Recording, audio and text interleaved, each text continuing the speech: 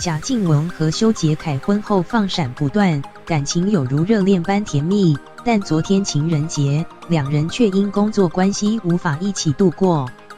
不过人在国外的贾静雯，在收工时竟意外收到老公修杰楷的惊喜，让她开心的在脸书上隔空填喊算你赢了。贾静雯在 IG 上贴出照片，见照片中她一手抱着红玫瑰，一手拿着卡片，幸福洋溢的心情全写在脸上。贾静雯开头写道：“真的过了2个情人节，并附上爱心符号，感动表示修杰楷竟透过电话遥控送来浪漫惊喜，很开心工作结束还可以感受这浪漫的情人节礼物。”最后对老公娇喊：“算你赢了，谢谢你。”